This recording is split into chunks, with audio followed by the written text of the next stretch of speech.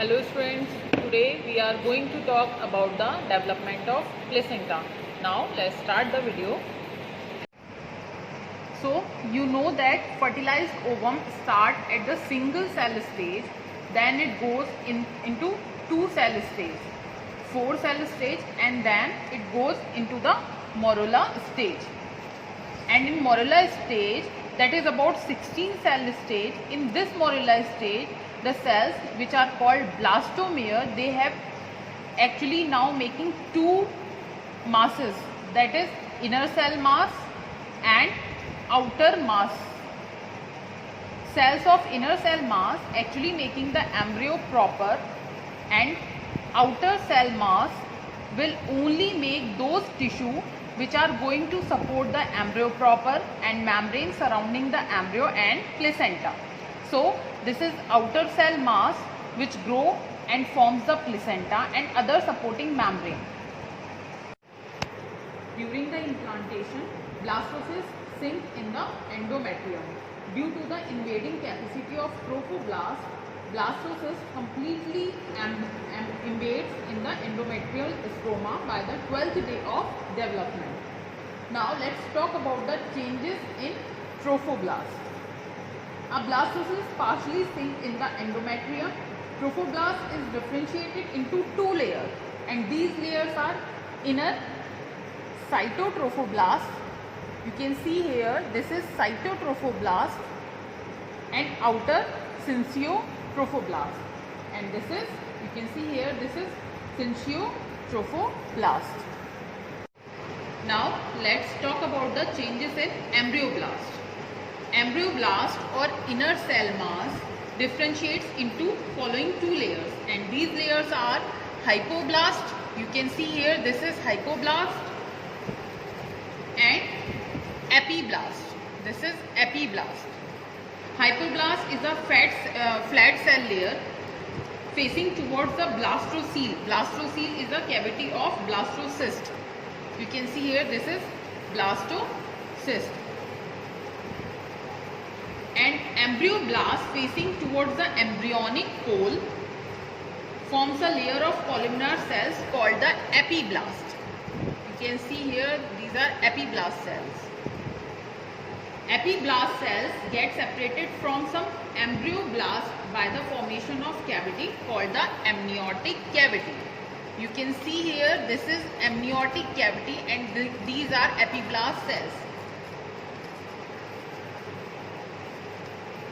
Flat embryoblast lining a roof of amniotic cavity is called amnioblast or amnion, whereas epiblast line the floor of the amniotic cavity. Upon formation of an amniotic cavity, hypoblast and epiblast form a bilaminar germ disc. You can see here, this is hypoblast and this is epiblast. Trophoblastic proliferation penetrates the decidua. What is decidua? Basically, uterine endometrium during the pregnancy is called decidua. Decidua forms the maternal part of the placenta. Basically, placenta formed from two sources. These are fetal source and maternal source. Fetal source by the chorion frontosome, we will discuss it later, and maternal source by the decidua basalis. So there are three regions in the decidua, and these are decidua basalis, decidua capsularis, and decidua parietalis. The part of the decidua that lies deep to the blastocyst is called decidua basalis, and decidua that covers the blastocyst is called decidua capsularis, and the remaining part of the decidua that lines the uterine cavity is called decidua parietalis. Come to the changes in trophoblast. Trophoblast proliferation penetrates the decidua, and trophoblastic layers differentiate into outer syncytotrophoblast and inner cytotrophoblast. Hypoblast cells forms an extra embryonic mesodermal layer. This is extra embryonic mesodermal layer, and these are hypoblast cells. These syncytotrophoblast, cytotrophoblast and extra embryonic mesoderm together forms the chorion.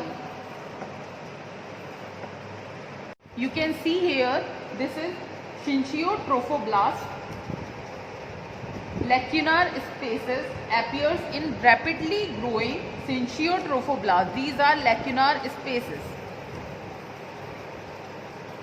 So lacunar spaces appear in rapidly growing syncytiotrophoblasts, and these lacunar spaces occurs more towards the decidua basalis. Enlarging spaces communicate with adjacent ones. In between the adjacent lacunar, syncytiotrophoblasts cells persist as column called the trabeculae.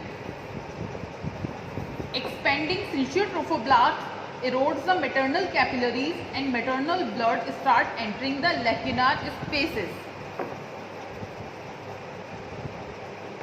This induces the uteroplacental circulation at 17 to 28 days or in third week of intrauterine life.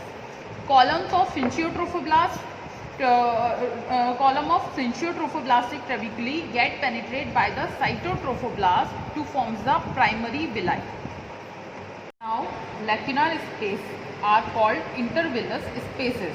In the development of chorionic villi, it undergoes three stages, and these are primary villi, secondary villi and tertiary villi. Primary villi consisting of central core of cytotrophoblast. You can see here, this is central core of cytotrophoblast in primary villus, and which is covered by the syncytiotrophoblasts. This is syncytiotrophoblasts. Now come to the secondary villi. Secondary villi having the layers of extra embryonic mesoderm, cytotrophoblast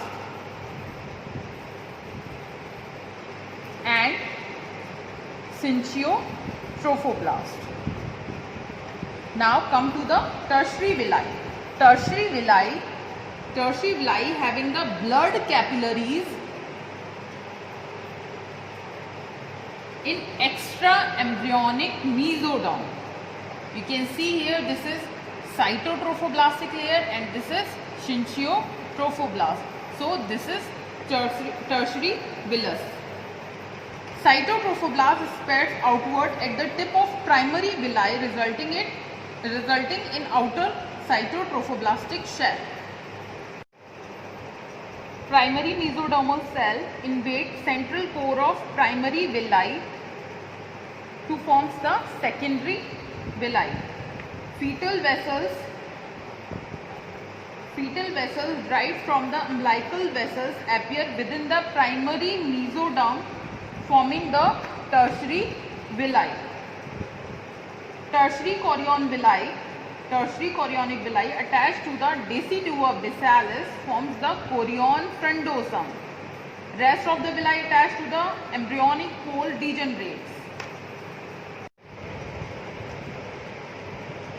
The villi that extend from the chorion to the decidua basalis are called anchoring villi. This is anchoring villi. Chorion is a fetal site of the placenta and decidua basalis is a maternal site of the placenta. Now several branches arise from the lateral side of the anchoring villi that enters the intervillous space. These branches are called truncus cori, rami cori and ramuli cori. Truncus cori or stem villus that connects the chorion, here is chorion with the decidua basalis. So here you can see the truncus cori. Rami cori are the branches of stem villi. Here you can see the rami cori. And ramuli cori are the final branches of rami cori.